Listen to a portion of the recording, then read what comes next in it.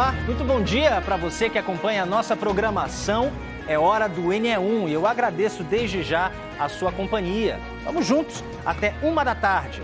Para abrir a edição de hoje, imagens para você de Olinda com tempo desse jeito, bem nublado.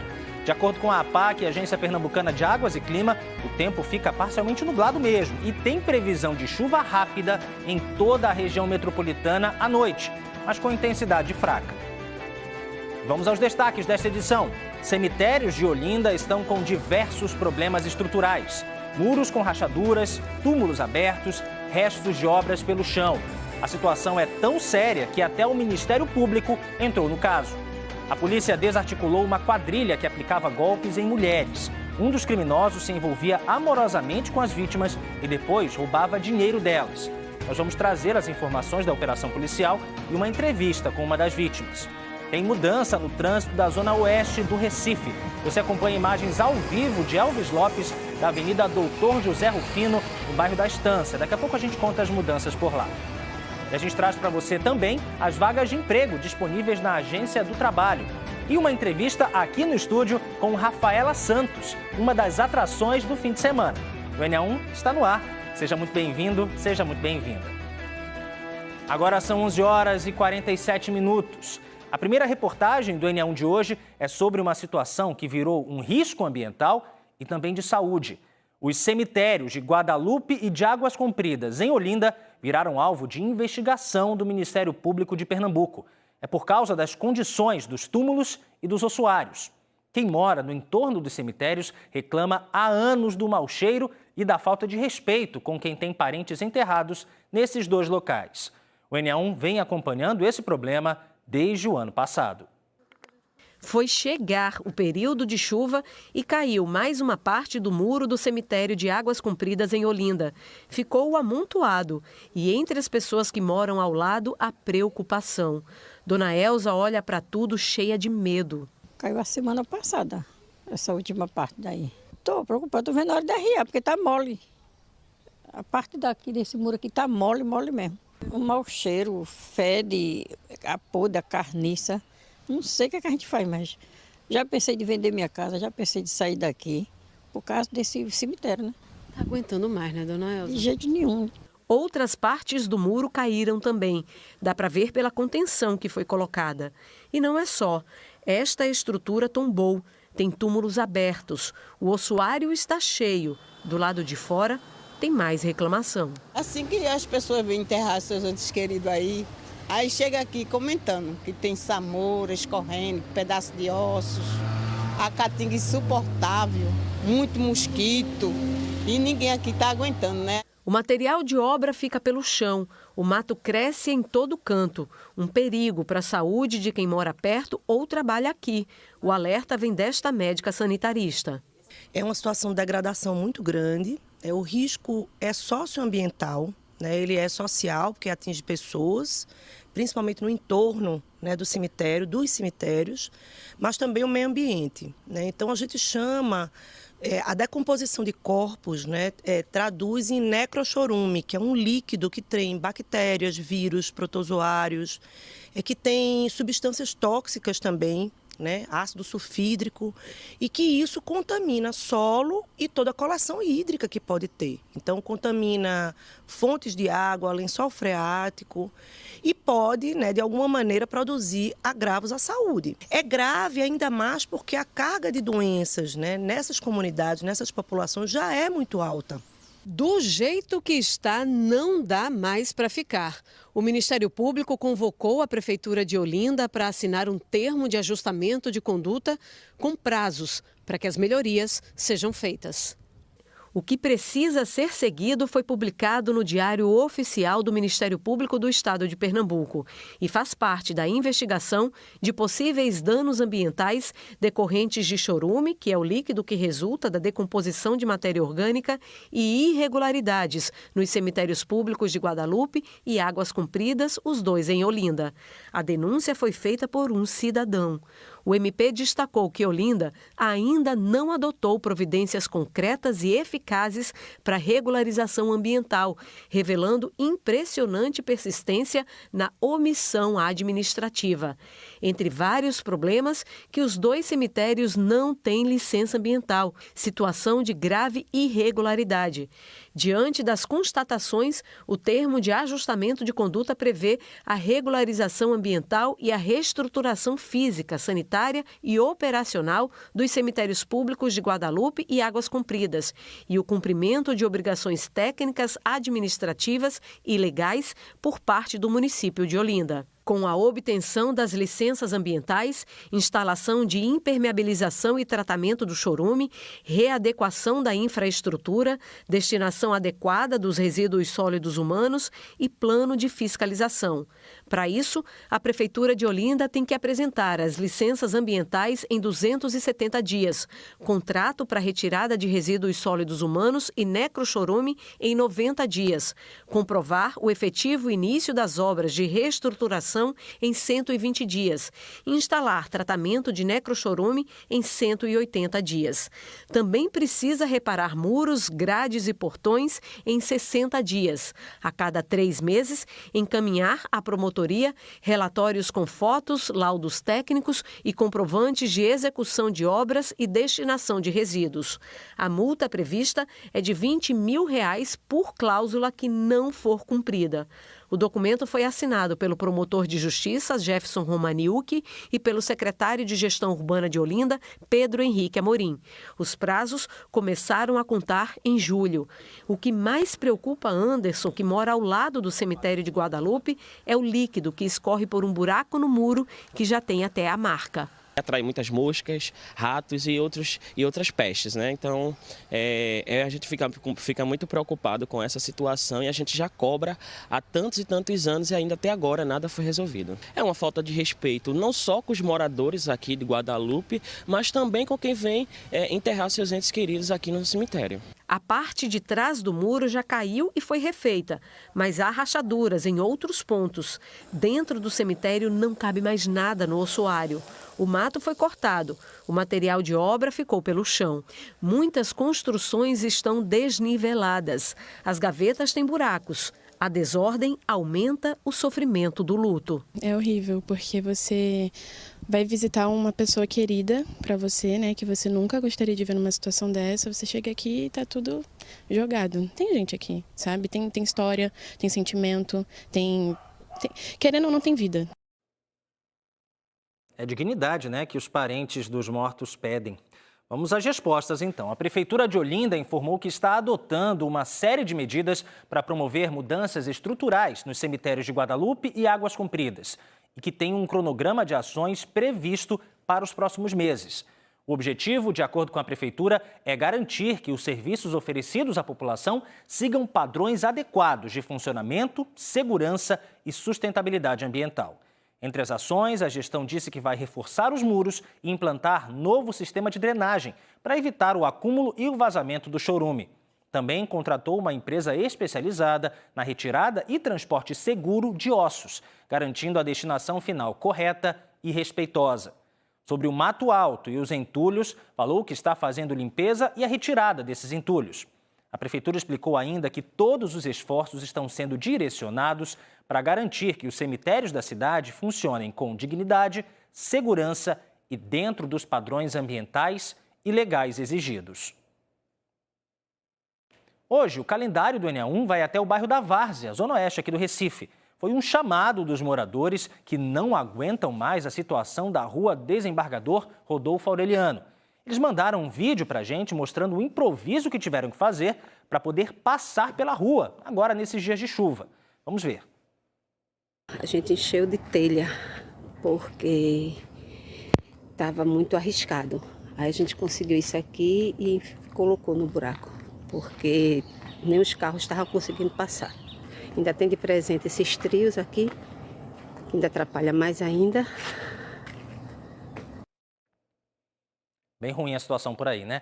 E Daniele Fonseca está na rua Desembargador Rodolfo Aureliano para conversar com os moradores, porque por esse vídeo, nos dias de chuva, fica muito perigoso, né, Dani? Porque aí não dá para ver os buracos na rua. Bom dia, bem-vinda.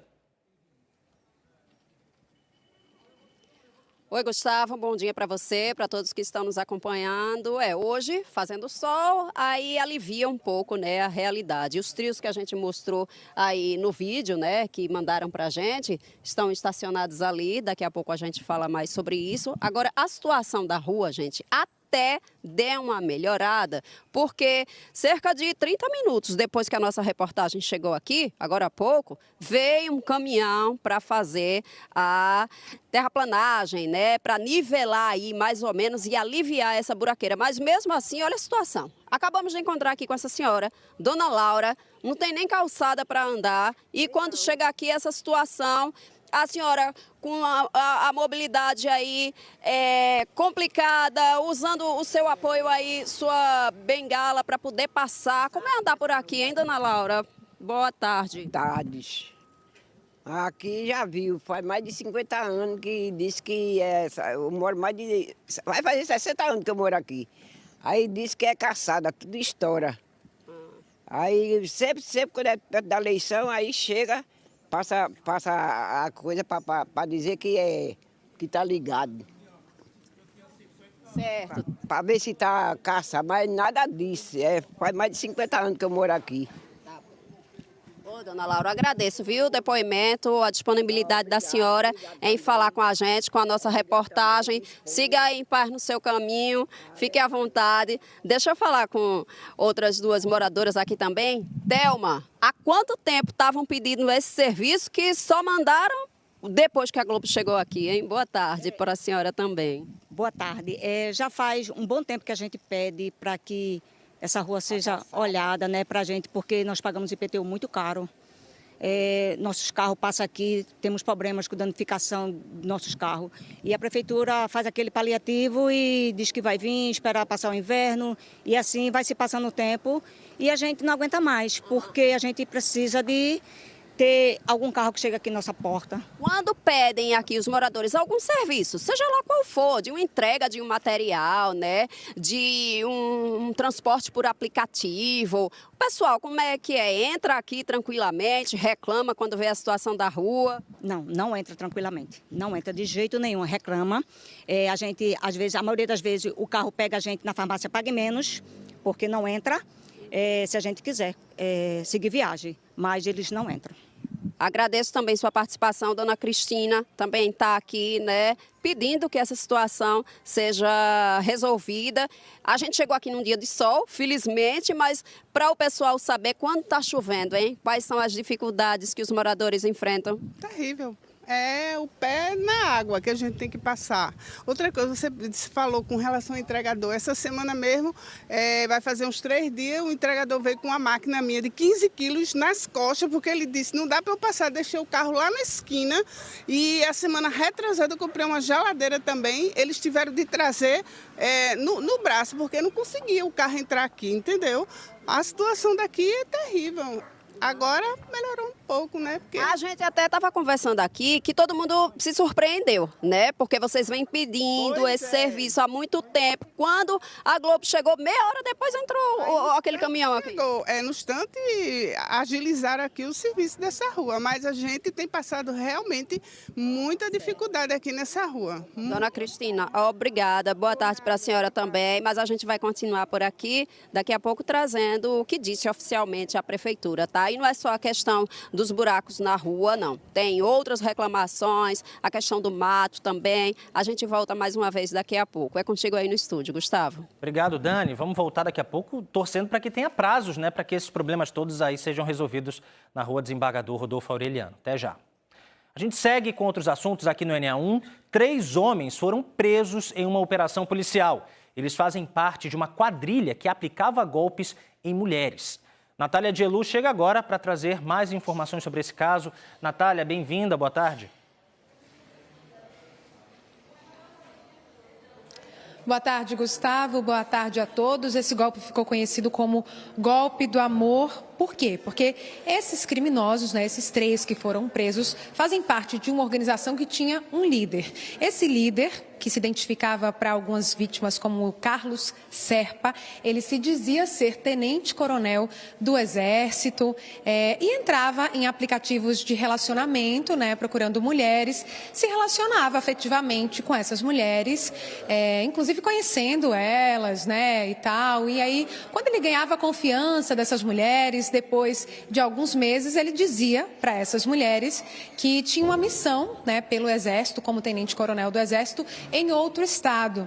E aí ele começava a pedir valores em dinheiro, porque ele dizia que por estar nessa missão, ele estava com os bens bloqueados, com cartão de crédito bloqueado, então ele começava a pedir dinheiro emprestado para essas mulheres, enquanto essas pessoas estavam se relacionando. Uma das vítimas que a gente conversou, ela disse que a missão que ele dizia estar fazendo durou cerca de 4 meses, e durante esse período ele tirou cerca de R$150 mil dessa mulher, em pequenas quantias, durante um período de tempo longo. Então, este homem, que era o líder da organização criminosa, ele não foi preso, ele ainda está sendo procurado pela polícia, mas ele aplicou dezenas de golpes em mulheres, em várias mulheres, não somente aqui em Pernambuco, mas em outros estados, como Paraíba, também lá para o lado do Tocantins, e até em São Paulo.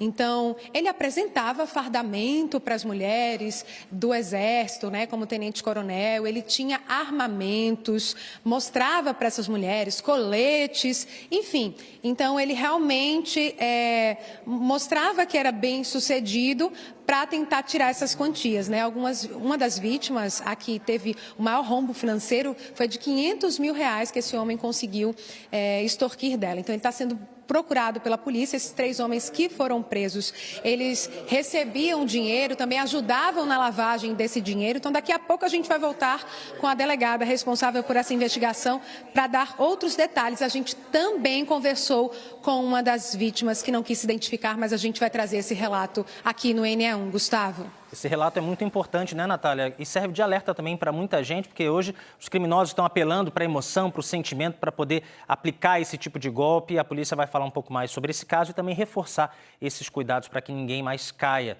nessa história. Até já. Agora, 12:03, hora de fazer um giro pelo trânsito da região metropolitana, começando pela BR-101. Esse trecho fica em Paulista, em frente ali ao Hospital Miguel Arraes. Tranquilidade tanto do lado direito, os motoristas que seguem para Guabiraba, aqui no Recife, quanto na pista da esquerda, no sentido Abreu Lima e Igaraçu. A gente vê aí que não tem engarrafamento nenhum. E no Rodovia 101 ainda outro ponto, agora já na cidade universitária, em frente ao Hospital das Clínicas. Aí, também tem mais carros passando sem nenhuma lentidão, tanto no lado direito, no sentido Ceasa, Curado, e também na pista da esquerda para quem vem para a Avenida Caxangá, TI da Macaxeira, sem congestionamentos. Agora a gente vai lá para São Lourenço da Mata, imagens ao vivo da rodovia BR-408. Esse trecho fica em frente à Arena de Pernambuco. Do lado direito, sentido BR-232, aqui no Recife. E do lado esquerdo, para quem segue a Carpina, Pau d'Alho. Poucos carros passando por aí nesse momento, hora do almoço, início de tarde, para quem está acompanhando a gente aqui no NE1.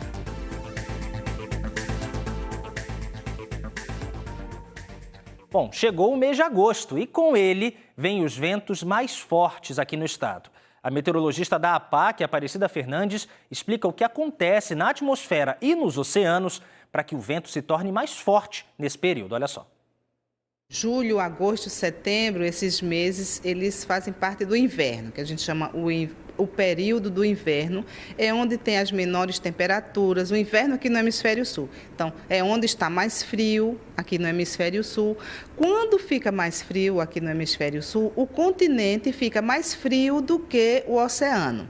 E isso faz com que esse sistema que a gente está olhando aqui, que é o anticiclone do Atlântico Sul, ele fique mais intenso e mais próximo do continente. Esse sistema é o que leva os ventos alísios aqui para o Nordeste. Então, se ele está mais intenso, os ventos ficam mais intensos nesse período também. Quando tem uma chuva se aproximando, Então, antes de cair a chuva, né, quando ela está bem próximo, já temos a rajada de vento, né? E muitas vezes durante a chuva também temos aquela rajada de vento, que é quando o vento fica mais forte do que ele já está normalmente. E nos meses de agosto é um mês frio ainda, né? Então a gente tem já está frio. E com o vento a gente tem uma sensação térmica de mais frio ainda, porque o corpo perde calor devido ao vento. Então evapora, perde calor e a gente fica com mais frio.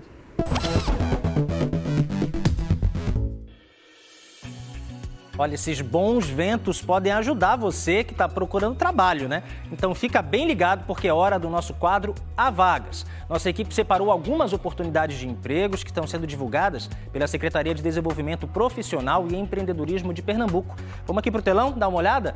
Primeiras oportunidades são 10 vagas para ajudante de obras em Goiânia, lá na Mata Norte. Tem que ter ensino médio completo, o salário não foi informado e é preciso também apresentar 6 meses de experiência.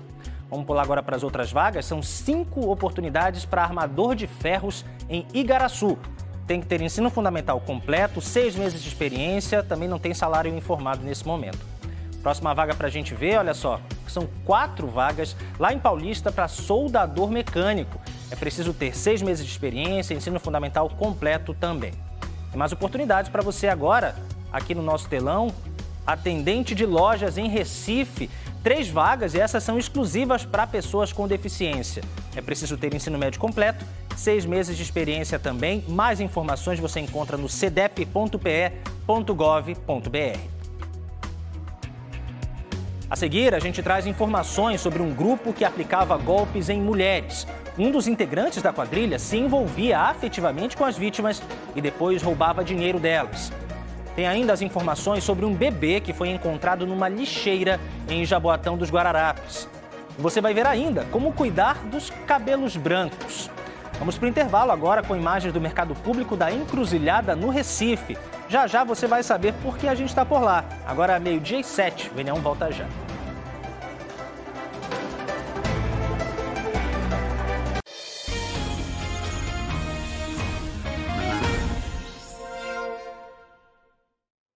Meio-dia e 12, Enel de volta e o G1 Pernambuco destaca hoje uma história triste em Jaboatão dos Guararapes. O QR Code da reportagem está aí na tela. Um recém-nascido foi encontrado dentro de um saco de lixo em frente a uma faculdade particular no bairro de Prazeres. O Corpo de Bombeiros informou que foi acionado ontem de manhã e, quando chegou, o bebê já estava sendo atendido por funcionários dessa faculdade. Testemunhas disseram que o menino ainda estava com um cordão umbilical sujo de areia e com picadas de formigas pelo corpo. O recém-nascido foi atendido no Hospital Guararapes e deve passar por exames. O quadro de saúde dele é estável. Quem trabalha no hospital deu até um nome ao menino, Vitor, referência à palavra vitória. A Polícia Civil disse que o caso será investigado pelo DPCA, Departamento de Polícia da Criança e do Adolescente. Mais detalhes desse caso no G1. O acolhimento de crianças que passam pela experiência do abandono é fundamental para garantir os primeiros cuidados aos pequenos. E o Tribunal de Justiça de Pernambuco tem um programa de entrega voluntária para quem não tem condições de cuidar do próprio filho. Camila Torres tem mais detalhes sobre esse programa. Camila, boa tarde. Boa tarde, Gustavo. É importante dizer que não importa qual é o motivo que leva a mãe a entender que ela não tem condições de cuidar. A gente não está aqui para fazer esse julgamento, nem o programa faz esse tipo de julgamento. Importante dizer que quando esse bebê é entregue, não há julgamento do motivo que fez a mãe entregar esse recém-nascido.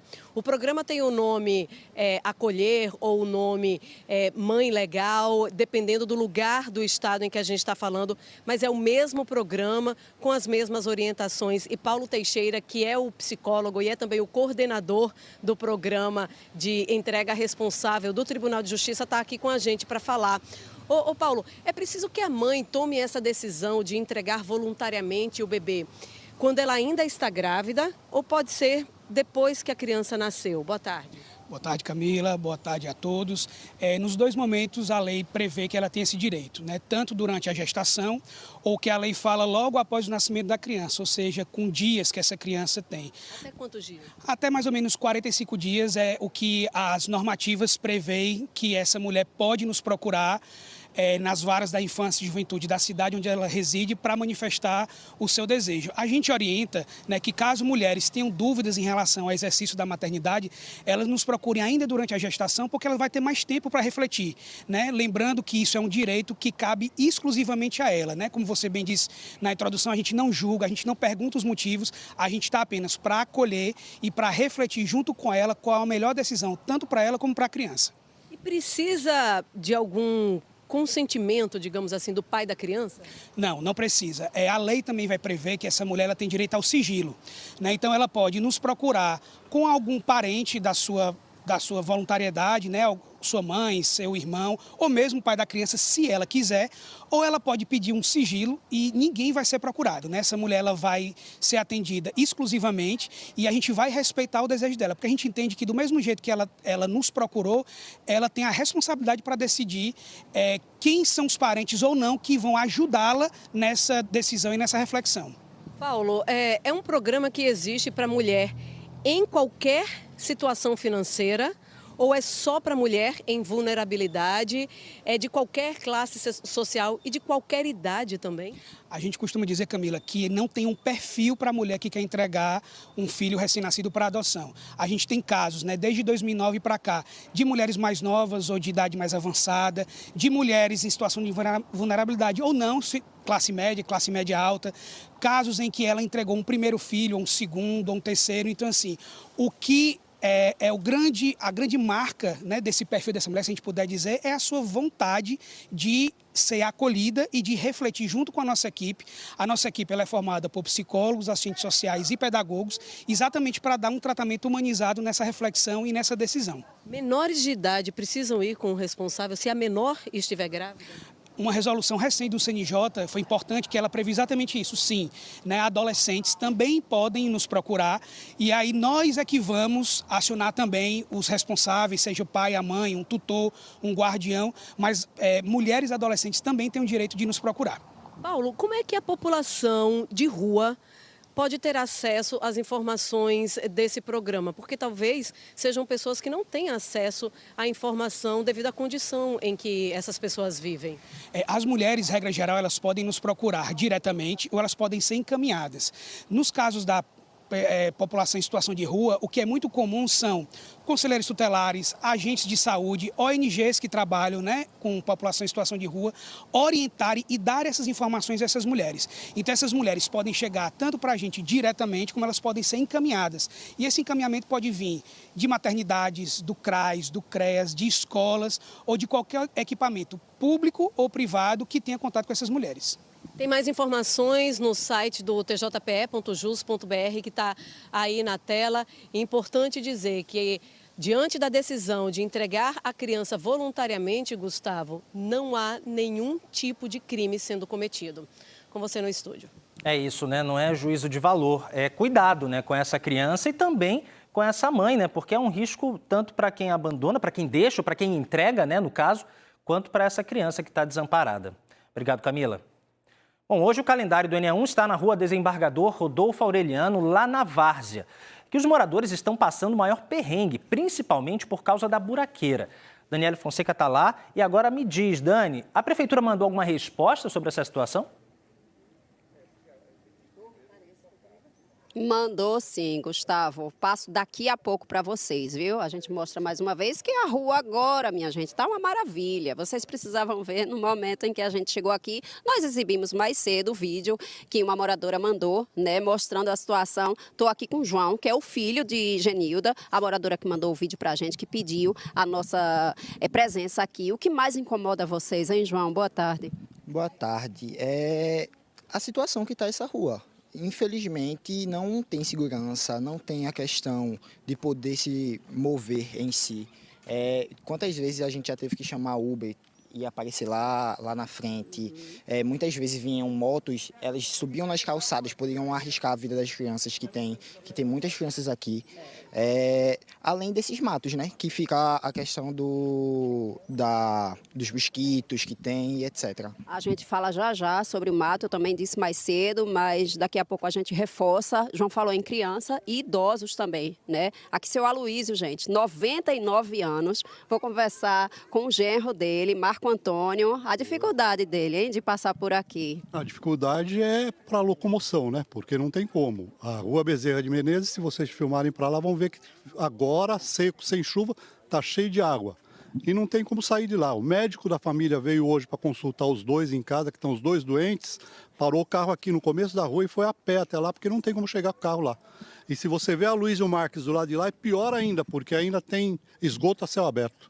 Obrigada pela participação do senhor. Veja, gente, nós pedimos à prefeitura a resposta sobre a rua, essa que a gente vinha mostrando aqui, que é a Desembargador Rodolfo Aureliano. Mas várias outras ao redor, é o caso dessa outra, que o entrevistado comentou agora há pouco, de outras vias que vivem a mesma situação. Agora, a resposta que a prefeitura mandou. Disseram que iam fazer um serviço de terraplanagem, mas agora há pouco, quando souberam que a nossa equipe estava aqui, mandaram um caminhão e isso foi feito. Agora, ainda vai ver a avaliação sobre um possível projeto para melhorar a pavimentação da via. Não tem pavimentação aqui, né? É barro, é areia, que foi feito esse serviço agora há pouco e deu uma aliviada, isso porque não está chovendo. O matagal, que João reclamou, que todos os moradores também reclamam, a gente vê tomando conta das calçadas, aquele trecho ali, a pessoa, o morador, quem quer que seja que passe por aqui, não tem por onde caminhar. Ou ele passa por cima do matagal, ou no meio da rua, aí corre risco de atropelamento, né, de outras complicações quando se fala em mobilidade. Aí a prefeitura disse, gente, que ia mandar um serviço de capinação para aqui amanhã, sábado, dia 2 de agosto, para resolver esse problema. E outra situação que a gente falou no início, né, da nossa participação aqui no NE1, desde a entrada anterior, essa agora também, que eu mostrei logo no início, a situação dos trios elétricos estacionados aqui, os moradores reclamam muito sobre isso. Falei agora há pouco com um rapaz que apareceu, disse que era o dono, o responsável por eles e prometeu que no mês de setembro vai recolhê-los daqui. A gente volta contigo aí no estúdio, Gustavo. Que situação, né? Vamos torcer para que esses prazos todos sejam cumpridos, para que todo mundo que prometeu resolva de fato a sua parte, porque os moradores não podem mais passar por essa situação todos os dias, uma situação que só piora, né, com a chuva. A gente volta daqui a algumas semanas para ver se tudo foi resolvido por aí. 12h22, hora de mais um giro pelo trânsito aqui na região metropolitana. Vamos voltar à BR-101, imagens do bairro de Dois Irmãos. Motoristas do lado direito seguem para Macaxeira. Já na pista da esquerda, Cidade Universitária. Tudo fluindo com tranquilidade, tudo normal por aí. Agora a gente segue para a Avenida Agamenon Magalhães, em frente à Praça do Derby. Os carros aí seguem para a zona sul da capital. O sinal está fechado, o ônibus passou, os carros vão seguir daqui a pouquinho. Nesse horário, né, aqui nessa área central da cidade, tem bastante movimento mesmo. Agora a gente volta para a BR-101, só que no bairro da Muribeca, em Jaboatão dos Guararapes, aí nesse retorno. Do lado direito, os motoristas seguem para o Cabo de Santo Agostinho e do lado esquerdo, sentido Ibura, aqui na capital. Não tem lentidão, não tem congestionamento, tudo seguindo sem nenhum problema por aí. Agora, 12h22, quase 23 minutinhos. E a gente segue com informações do trânsito, imagens para você ao vivo da Avenida Doutor José Rufino, no bairro da Estância, aqui no Recife. Essa avenida liga Jaboatão Centro ao bairro de Afogados, na capital. O sinal travou, mas a gente consegue ver que o movimento é tranquilo agora, nesse horário de almoço, né, para muita gente. Nos horários de pico, essa é uma avenida que costuma ficar bastante engarrafada. Muitos carros usam essa via para chegar ao trabalho e aos compromissos também. E hoje começou a valer uma mudança que promete melhorar esse trânsito aí na Avenida Doutor José Rufino, no trecho em que ela passa pela BR-101. É uma mão inglesa que foi instalada depois que o viaduto do Barro ficou pronto. A obra custou R$1 milhão. Agora está pronta. O viaduto por cima da BR-101 recebeu faixas de pedestres, placas e sinais de trânsito.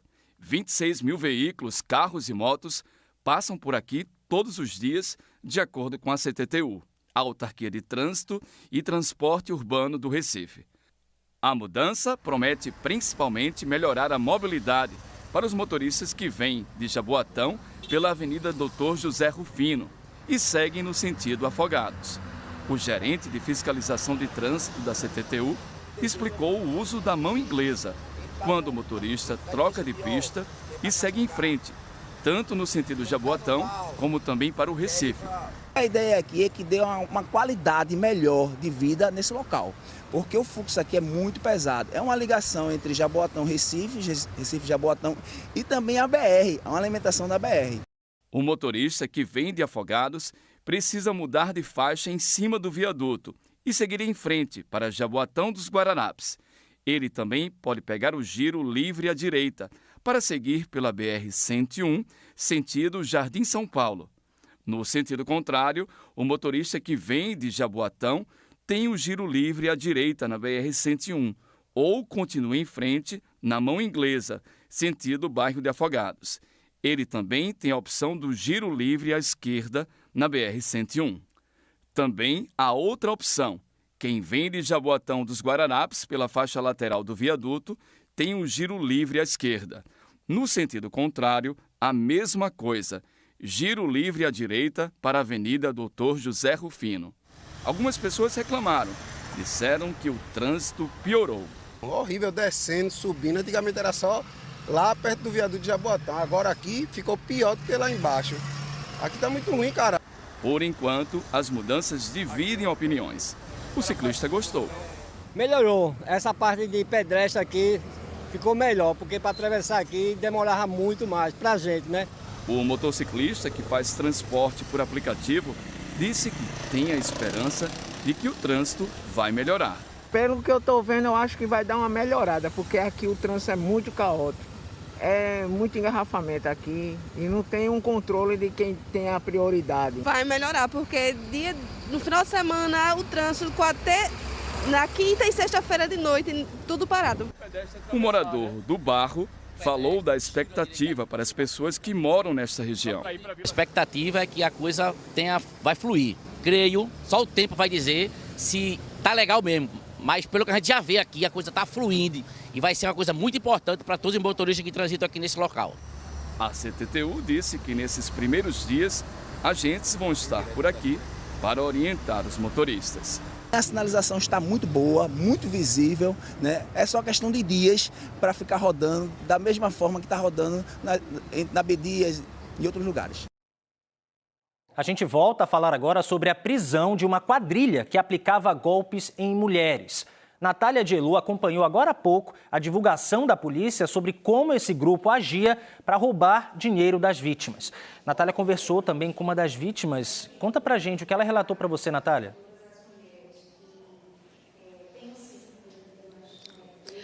Olha, Gustavo, essa vítima disse que esse golpe aconteceu com ela no ano passado. Ela se relacionava durante alguns meses com esse homem, frequentava a casa dele, inclusive onde ele mostrou, fardamento de tenente-coronel do Exército, armas de fogo que ele tinha também. Enfim, durante esse período ele foi fazer uma missão, disse a ela que foi fazer uma missão e começou a pedir dinheiro emprestado, Alguns meses depois que esse homem já tinha desaparecido e não tinha pago, esse dinheiro que pegou com ela, que foi cerca de R$150 mil, ele reapareceu querendo extorquir essa mulher, dizendo que tinha fotos e vídeos íntimos dela. Então a gente conversou com a vítima, ela deu um relato, que se repete com várias outras mulheres que também denunciaram esse criminoso à polícia. Vamos acompanhar o que disse uma das vítimas. Eu conheci ele através de um aplicativo de relacionamento. Nós tivemos aí um conhecimento por volta de uns 2 meses, um pouquinho mais. Eu frequentava a casa dele e ele me parecia realmente ser uma pessoa que ele dizia ser, que era um tenente-coronel do Exército. As extorsões, como elas aconteceram? Elas aconteceram quando ele disse que ele viajou para uma missão. Nessa viagem, ele informou que estava com problemas de internet e começou a me pedir auxílio, que eu fizesse Pix para fazer pagamento, porque até então estava sem internet. E o combinado era que na volta ele iria realmente me pagar. A missão acabou ficando um pouquinho mais e aí ele começou a me pedir dinheiro, informando até que estava doente e que o plano de saúde, né, do Exército não cobria naquele lugar que ele estava. E aí começou a me pedir dinheiro. Referente à extorsão, eu senti nos momentos que ele falou que teria vídeos meus e fotos íntimas. Então eu percebi que através dessa informação ele estava querendo insinuar, né, ou começar a ir uma extorsão. Eu perdi mais de 150 mil reais. Por quanto tempo ele ficou pedindo esse dinheiro? Por volta de uns 4 meses. 4 meses consecutivos. Realmente não é fácil você não poder falar com seu familiar, porque você fica com vergonha. Você acha que sempre, nunca vai acontecer com você isso. Você vê na televisão e acha, não, isso não é possível. Porque você acredita no ser humano, né? E aí, através do emocional, o estelionatário se aproveita de você. Eles fazem as vítimas e não estão nem aí.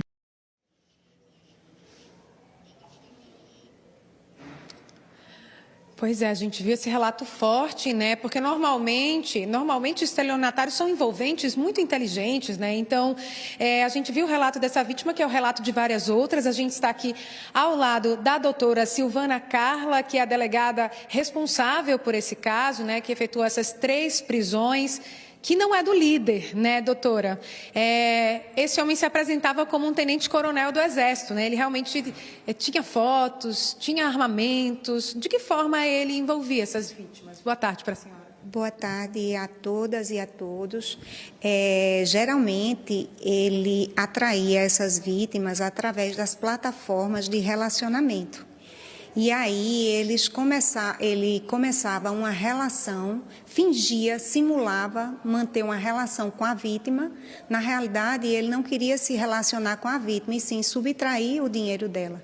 Então, ele mantinha uma relação com a vítima por um certo tempo, e aí depois que ele ganhava a confiança da vítima, ele, se dizendo coronel do Exército, dizia que tinha sido convocado para uma missão em outro local. E aí, nisso, ele dizendo que naquele local que ele estava era de difícil acesso, não tinha internet, e os cartões dele não estavam, cartões bancários não estavam funcionando, ele começava a tirar dinheiro da vítima. Aos poucos, né? Apelando para o lado emocional da vítima e dizendo que depois iria pagar a vítima. E quando ele tirava o que ele conseguia, ele desaparecia, não falava mais com a vítima, passava alguns meses e até anos sem falar com a vítima e depois reaparecia para extorquir a vítima, alegando que tinha fotos e imagens íntimas dela. E aí... A gente está falando de muito dinheiro, né? Teve gente que teve um prejuízo financeiro muito grande. Realmente, o produto do crime, né, por vítima, era em torno de 150 mil, 200 mil. Teve uma vítima que mencionou que perdeu 500 mil reais para essa organização criminosa. Vocês estão em busca, né, desse homem, mas prenderam outros 3 porque... essas transferências bancárias, elas não eram no nome, né, deste homem. O líder, para não deixar rastro, ele usa outros membros da organização criminosa para receber o dinheiro das vítimas. Então, eles recebem esse dinheiro das vítimas e o líder, ele tem um estabelecimento comercial fantasma. Então, o dinheiro, depois de recebido pelos membros, vai para esse estabelecimento comercial fantasma, para a conta, né, as contas desse estabelecimento comercial fantasma. Para fazer a lavagem do dinheiro, né? Muito obrigada, viu, doutora Silvana Carla, né? Então, a polícia segue em busca de outras vítimas. Então, se você se identificou com essa história, pode procurar a polícia e fazer essa denúncia, porque essa investigação segue até a prisão deste criminoso. A gente volta com você, Gustavo. Muito obrigado, Natália. Agradeço também à delegada pelas informações sobre esse caso. E logo mais, o Jornal Hoje vai falar da conta de luz que este mês vai ficar mais cara. César Tralli, boa tarde. Boa tarde, um ótimo começo de agosto para você. Por falar em começo de mês, tem um alerta importante para proteger o seu bolso. A conta de luz vai pesar mais a partir de hoje. Entra em cena a bandeira vermelha patamar 2, a mais cara de todas. Os reguladores do setor alegam que os reservatórios de água estão baixos e que vão ter que acionar as termoelétricas que pressionam os custos do sistema. Uma preocupação que envolve a Conferência Mundial do Clima aqui no Brasil, a COP30. Estão aumentando as reclamações, as pressões internacionais para que o evento não seja mais feito em Belém em novembro e que se busque um outro lugar. O presidente da COP30 diz que as queixas são pelos custos de hospedagem, classificados como exorbitantes na capital paraense. Espero você no Jornal Hoje, não perca, um abraço e até já. Vamos aliviar um pouquinho? Agora é hora de conferir as nossas opções de diversão para o fim de semana. Sextou no Enem.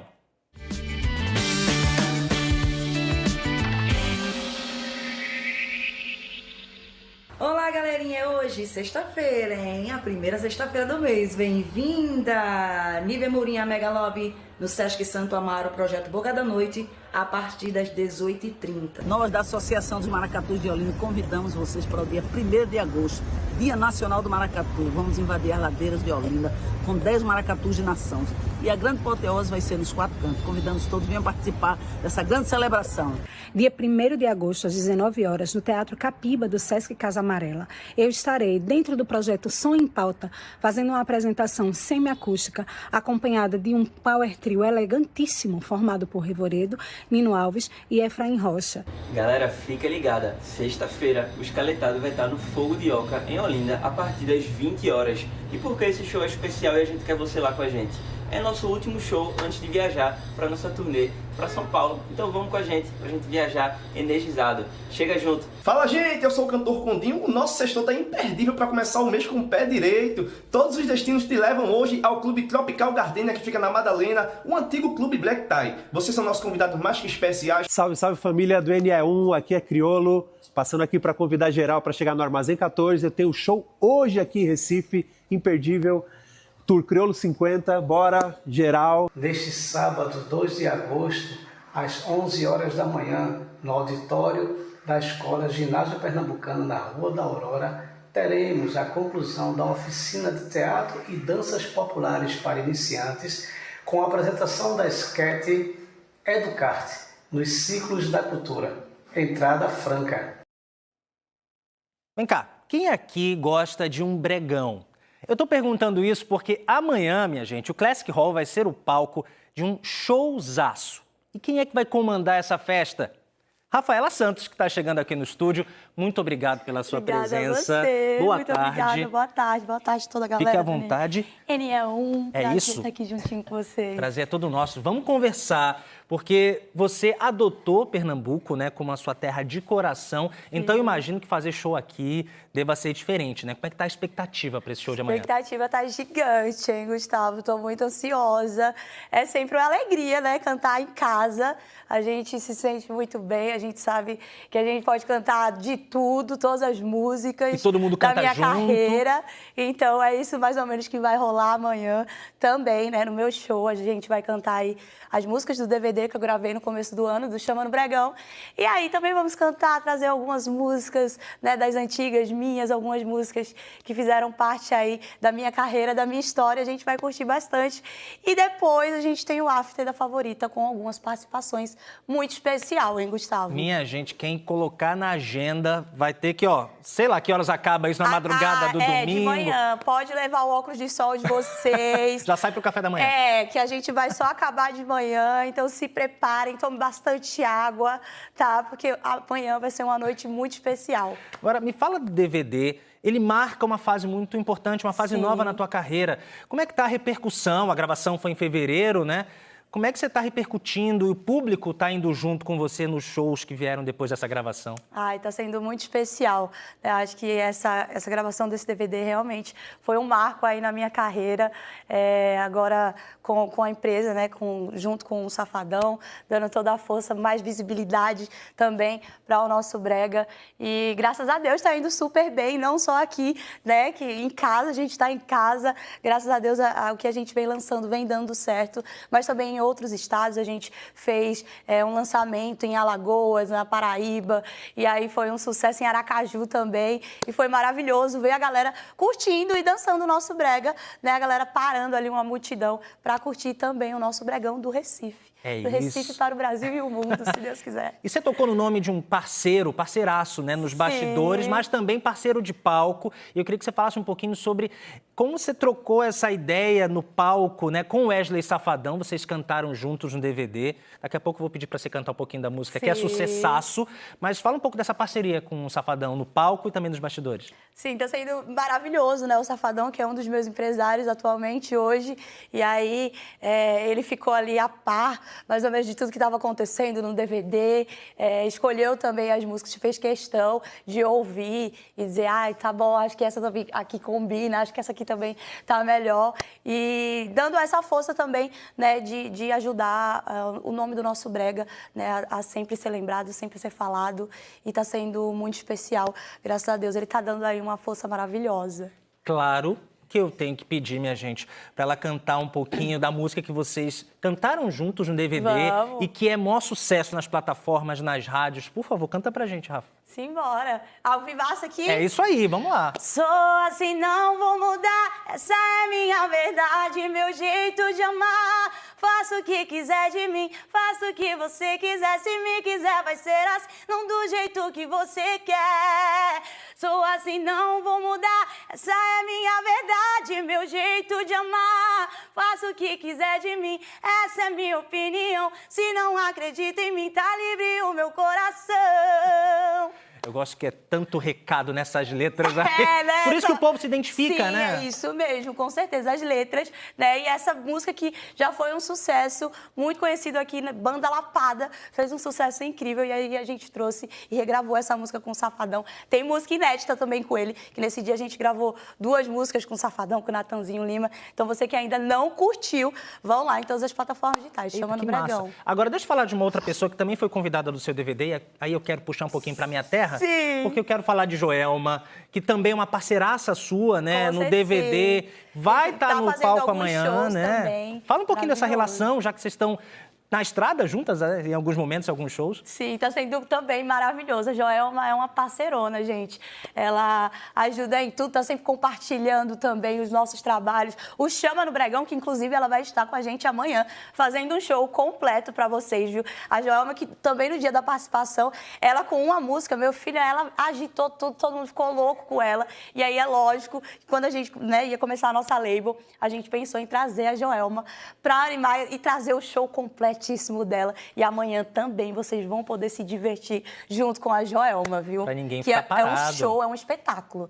Né? O show da Joelma é um grande espetáculo. Então, com certeza, amanhã vai ser uma noite só de showzaço, que você não pode ficar de fora. E entre esses shows também tem vários artistas de diferentes gerações do brega pernambucano, do brega do Recife, né? Conta mais como foi para escolher todo mundo que vai estar no palco amanhã, que é muita gente boa, né? Eu gravei o after da Favorita, que também no dia da gravação a gente fez um after, e aí a gente juntou um monte de gente aí do brega, Banda Playback, Labaredas, Michele Melo, aí a nova geração, Lari Lawane, Noara Marques e muito mais. E aí a gente vai trazer também, né, para o nosso show essa galera toda para fazer essa participação muito legal. Então vai ser um momento do show do after, vai ter o Chama no Bregão, né, 1 hora e algumas coisas aí. E aí depois a gente vai pro after da Favorita, e aí a galera começa a entrar e vai ser uma bagunça bagunça organizada boa demais, viu, Gustavo? Só para curtir. E agora, Rafa, a gente tem um minutinho. Eu vou te dar esse minuto para você olhar para o público do Recife, de Olinda, público pernambucano.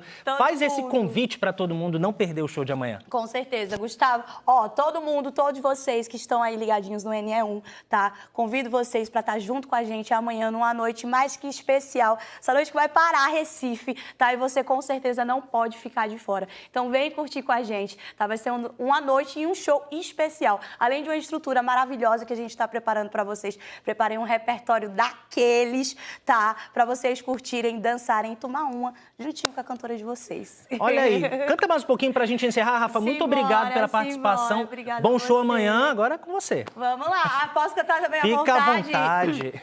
Eu não tô preparado pra ver seu abraço envolvendo outros braços. Eu não tô preparado pra imaginar seu corpo em outro quarto. Eu não tô preparado pra ver a boca que me beija ou tanto me chamar de ex. Então faz logo tudo pra eu sofrer tudo de uma vez. Então faz logo tudo pra eu sofrer tudo de uma vez. Saudade muda, todas as plataformas digitais para vocês. Muito bem. Beijo. Rafa, muito obrigado mais uma vez pela participação. A bom show amanhã. Obrigada, valeu. Ó, chama no Bregão todo mundo, hein? Cheiro. É isso, tem um monte de gente aqui tirando foto, equipe com o celular na mão, vocês precisam ver. Maravilhoso, maravilhoso. Obrigado mais uma vez, Rafa. Obrigada, Gustavo. Olha, tem mais opções de diversão para vocês neste fim de semana, bora conferir.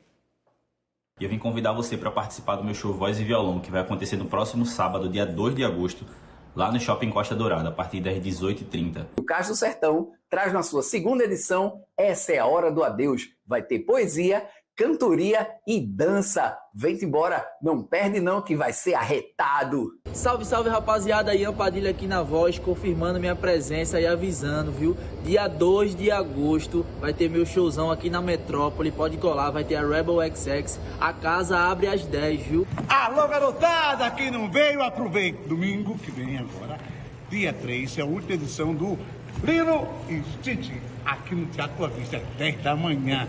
Nós esperamos por vocês. Beijos e abraços. Eu estou passando aqui para convidar todo mundo para o dia 3 de agosto, agora domingo, para o Pitaco Comedoria em Casa Forte, assistir aquele show groovado do Suco do Groove. Então não perde não, hein? No dia 3 de agosto, na Universidade Federal de Pernambuco, no auditório, a gente tem um encontro marcado com a estreia do meu show novo, Um Mar para Cada Um, que é Terra Cabo. Aí nessa terra maravilhosa que eu amo tanto. Ô, agenda boa essa, né?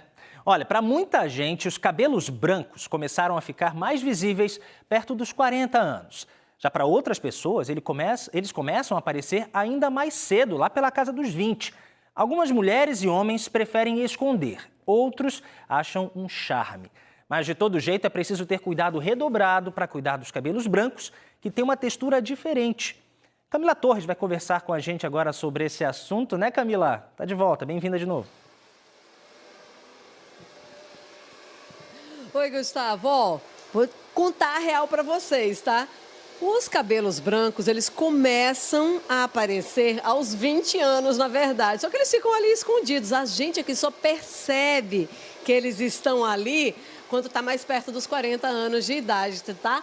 Essa daqui é Lilian Oliveira, cliente de Daniele, que assumiu totalmente aí os cabelos brancos. Diz que nunca, na verdade, se incomodou com eles, mas queria que tu falasse como é que foi para você, Lilian. Os brancos, eles começaram a surgir em qual idade? Boa tarde. Boa tarde. Os brancos começaram aos 28 anos. Eu já tinha uma admiração.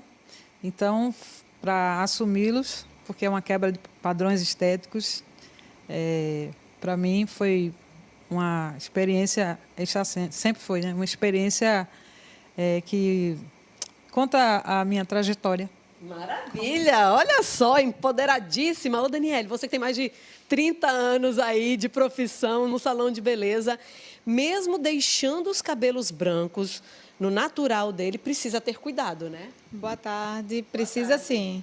precisa ter vários cuidados.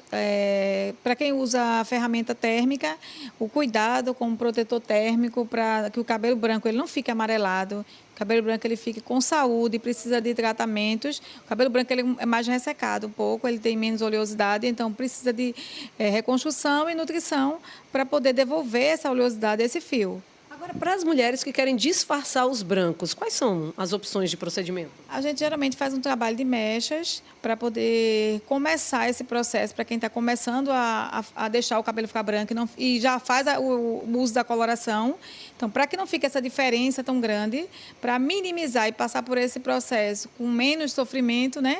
Então, a gente faz um processo de mechas que vai suavizar esse comprimento e vai deixar assim, em harmonia e vai dar para você passar, né, por aquele processo sem, assim, esteticamente ficar feio. Agora, se for para esconder mesmo, aí é tonalizante, tinta, se for para você fazer esconder o branco, aí é coloração, que a gente tem hoje uma gama de colorações maravilhosas, e também os tonalizantes também, que tem até tonalizante vegano hoje em dia. Então, assim, está bem diversificado o comércio. São muitas as possibilidades. Deixa eu chamar a Bianca aqui para poder conversar com a gente. Bianca Ferraz é dermatologista, gente. E cabelo tem a ver com a área de dermatologia também. Porque, Bianca, quando os cabelos vão ficando brancos, esse é um processo natural, né? Vai acontecer com todo mundo mais cedo ou mais tarde.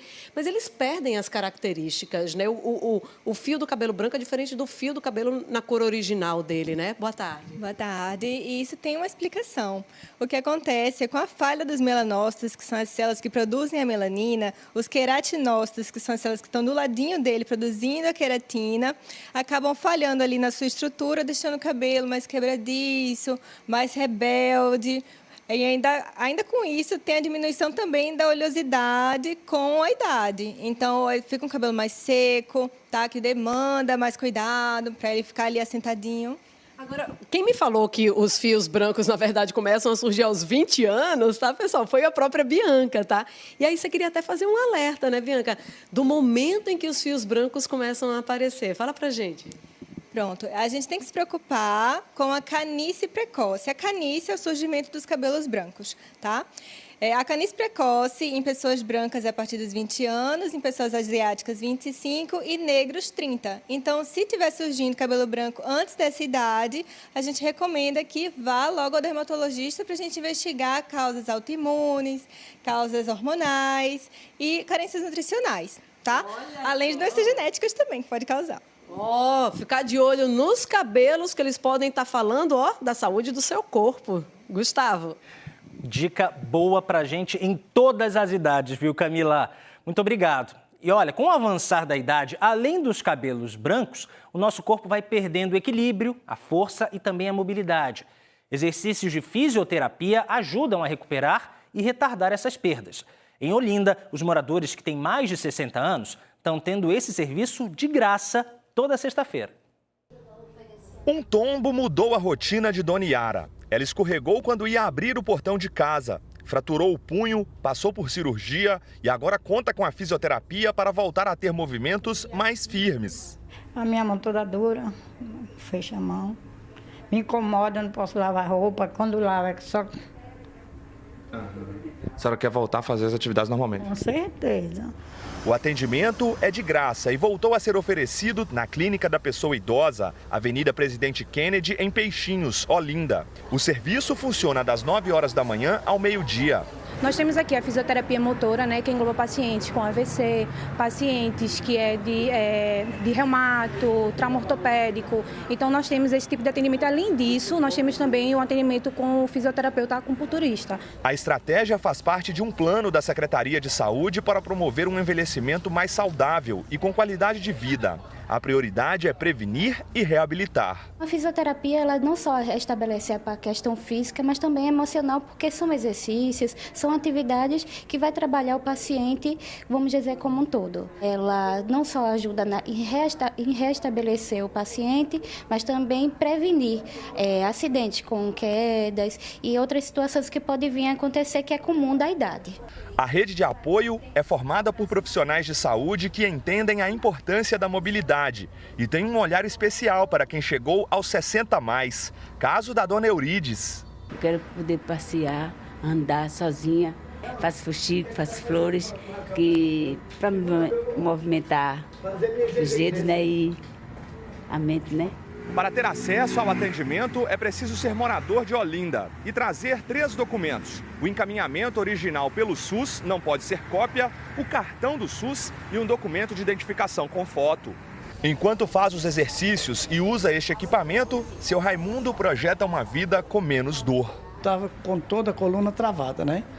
Aí eu tenho artrite, eu tenho artrose, osteoporose, né? São coisas que vêm com a idade. E aí eu passei a fazer com ela, com a fisioterapia, e isso vem me ajudando muito bem. Hoje eu já estou com 80% com a mobilidade boa já. 12h53, informação de agora para você. Um protesto está interditando neste momento um trecho da BR-101 na Guabiraba, no Recife. Nós recebemos esse vídeo no nosso canal Globo, que mostra manifestantes colocando fogo em objetos no meio da rodovia. A Polícia Rodoviária Federal não soube informar ainda o motivo desse protesto. E a gente segue agora com imagens das câmeras de trânsito, aí fica bem pertinho do local. Dá para ver, né, ao vivo, que o trânsito está bem lento nesse momento. É para quem vai sentido Paulista e a Avenida Norte também. Muitos carros, muitos caminhões parados aí, seguindo com lentidão por causa desse protesto ali na Guabiraba, no Recife. Gente, mais informações ao longo da nossa programação. No Recife, há 4 anos, um grupo de mães luta para proteger e garantir direitos dos filhos e filhas LGBTQIA+. No fim de julho, a ONG Mães da Resistência ganhou uma responsabilidade a mais. Agora, a ONG faz parte do Conselho de Desenvolvimento Econômico, Social e Sustentável do Governo Federal. Girlaine e Suane são mãe e filha. A relação, hoje repleta de afeto e cumplicidade, enfrentou desafios. Eu me descobri uma mãe bem preconceituosa. Descobri que minha filha era uma mulher lésbica. Parecia ser uma coisa natural, que eu estava acostumada a ouvir das amigas dela, mas quando foi com a minha filha não foi tão fácil, não. Eu fui bem preconceituosa. A minha filha ouviu coisas muito duras da minha parte e depois disso eu precisei me colocar no lugar de aprendizado, de letrar, porque parte das coisas que eu disse para ela não se diz, e às vezes não se diz por falta de conhecimento mesmo. O preconceito superado se transformou em força para lutar por outros filhos LGBTQIAPN+. Girlaine virou uma ativista da causa e fundou a ONG Mães da Resistência. O Mães da Resistência hoje faz um trabalho incrível, que eu me orgulho muito de dizer que de mães que acolhem outras mães. E olha que isso é feito, quando isso é feito por dinheiro, vale. Mas quando é feito só por amor, tem um valor muito maior. Guilherme foi acolhido pela ONG quando se descobriu um homem trans. Aqui, ele recebeu o afeto e a coragem de que precisava para seguir em frente. Minha mãe não me aceitava, né? Então foi uma luta constante. A mãe G me ajudou muito a ter paciência com a minha família, com a minha mãe, principalmente, que sempre brigava comigo por eu ser quem eu era. Junto à ONG, Guilherme integrou campanhas, como a do nome social nas escolas. Ele iniciou a transição de gênero em 2015 e hoje vive feliz, podendo ser exatamente quem é. Foi uma luta muito grande, porque eu já sofri transfobia na rua, já apanhei. Então foi, muito difícil. Hoje em dia é também, tem coisas que você passa que você não imagina que vai passar, seja no trabalho, em casa, mas cada dia a gente luta um pouco. Hoje eu sou casado, minha mãe hoje em dia me aceita do jeito que eu sou, me respeita, meu pai também. Meu irmão morre de amores por mim. Marcela é mãe de um menino trans. Ao lado de Maxi, de 14 anos, procurou informação e se encheu de força para acolher o filho. Ele não me falou, né? Quem me falou foi a escola me chamou e me disse, olha, a partir de hoje, o nome do seu filho é Maxi, tá?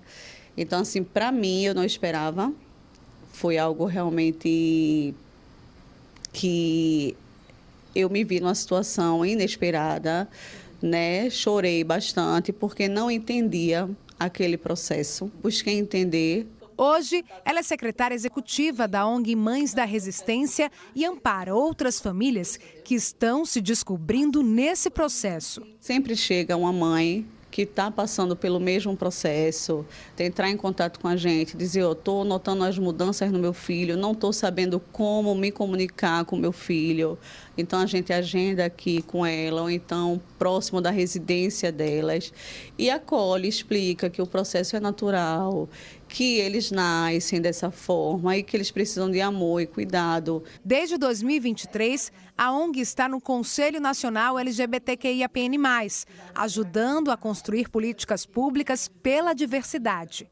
E neste mês, o trabalho marcante e engajado recebeu um novo desafio, agora mais perto do governo federal. Criado para aproximar a sociedade civil das decisões do governo, o Conselho de Desenvolvimento Econômico, Social e Sustentável reúne representantes de vários setores do país. A ideia é debater propostas e dar voz a quem vive de perto os desafios do Brasil. Agora, a ONG Mães da Resistência passa a integrar esse grupo que atua diretamente ligado à Presidência da República. Foi um convite que chegou de surpresa, mas que deixa a gente muito honrada. Fazer parte de um conselho como esse, um conselho que tem mais de 200 pessoas influentes no Brasil, mas ter uma mãe de uma pessoa LGBT falando sobre tudo que nossos filhos, filhas e filhas sofrem nesse país, eu acho que tem muita importância. É um marco histórico e eu faço parte dele. A ONG Mães da Resistência fica no bairro da Boa Vista, é na rua do Riachuelo, número 189. E que tal um passeio por todos os estados do Nordeste hoje à tarde? Topa? Peraí, que Juliano Roque vai chegar para explicar tudo pra gente. Ô Juliano, que passeio é esse? Conta pra nós, boa tarde. Chega, Gustavo. Boa tarde para você, boa tarde para todo mundo. Ó, de passeio eu gosto e entendo. Esse passeio é um passeio gostoso pelos mercados públicos do Nordeste, de canto a canto, desde a Bahia até o Maranhão. Agora, por exemplo, eu estou no Mercado da Encruzilhada, um dos mais movimentados, mais variados, mais surtidos daqui do Recife. São 21 mercados aqui no Recife. Aqui, ó, a gente encontra tecido, tem pezinho para colocar na porta, tem tanta coisa e muitos comerciantes daqui do Mercado da Encruzilhada são formadas por família. Dona Mônica, por exemplo, há quantos anos com esse comércio? Há 49 anos. Uma vida, né? Uma vida. Você gosta do mercado? Gosto muito. Viver o mercado? Sim. Que coisa boa. Estou por aqui hoje, viu? Seja bem-vindo. E a gente segue aqui, muito obrigado, Dona Mônica, para dizer que mercado é lugar de comprar utensílios para casa, para bater aquele papo, conversar com os amigos e também, minha gente, comer bem. Dá só uma olhada aqui, ó, como está movimentado essa parte do Mercado da Encruzilhada. Seu Marcos Fernandes, chegue cá. O senhor é dono de restaurante já aqui há quantos anos? Opa, estou aqui no Mercado Público há um quarto de século. Qual a comida que mais sai, o prato que mais sai aqui no senhor? É o que todo nordestino gosta, o arrumadinho, a fava, a dobradinha, a rabada com pirão excelente. E o senhor garante tempero bom? Aqui é casa de vó. Coisa boa. Muito obrigado. Vou seguir aqui, ó. Eu não disse a vocês que as pessoas aqui se encontram, é sexta-feira, é dia de bater aquele papinho, se reunir com os amigos e almoçar bem. Seu Edson, por exemplo, o senhor costuma frequentar mercado público? Todas as sextas-feiras já é o local certo da gente se encontrar. Se chegar uma sexta-feira que vocês não se encontram no mercado, como é que fica o coração? Vixe, fica tudo triste aqui. A gente tem que estar aqui. Na sexta tem que estar aqui. Qual é a comida de mercado que o senhor mais gosta e não abre mão? Hoje a gente aqui preferiu o feijãozinho preto, uma charquezinha, mas tudo que serve aqui é bom. Agora, eu vi que chegou um pratão, o senhor já está aí mais da metade. Rapaz, não faça isso não. Muito obrigado. Okay. Deixa eu dizer uma coisa para vocês também. Ó, minha gente, hoje, viu, é hoje, depois de História de Amor, agora à tarde, esse passeio vai seguir não só pelo Recife, mas por todos os estados do Nordeste, com colegas espalhados por tudo que é cidade, mostrando o que o Recife tem de bom, o que a Bahia tem de bom, o que a Paraíba tem de bom. Vai ser bom demais, viu, seu Edson? Próxima sexta-feira a gente tá aqui. É hoje, próxima hoje. Não, é hoje. É hoje, é? É hoje. Então vamos. Depois de História de Amor. Vamos lá. Passear com a gente? Bora sim. Fechado. Gente, e lembrando que pela primeira vez na Globo nós vamos transmitir esse programa com a tecnologia nova, viu? É uma internet aí potente, arrochada que só, que vai levar mais qualidade e um som melhor para quem está em casa assistindo com a gente. Perde não. É a gente aqui no Mercado da Encruzilhada, tem receita também no Mercado da Boa Vista e muitos colegas pelo Nordeste todinho, ao vivo. Bora com a gente, Gustavo. Eu sei que na sua cidade tem um mercado famoso, o Ver o Peso, bonito que só, vivo que só. Volto contigo. Hora aqui de mercado eu entendo, viu, Juliano? Bom passeio para você aí e bom passeio para a gente que vai acompanhar de casa hoje à tarde aqui na Globo, no Globoplay também. Obrigado, bom trabalho. E olha, para você aí de casa, obrigado pela companhia, tá bom? Dá para rever e compartilhar as reportagens do Globoplay a qualquer hora. Fique agora com o Globo Esporte e a aniversariante do dia, Sabrina Rocha. Tenha uma ótima tarde e um excelente fim de semana.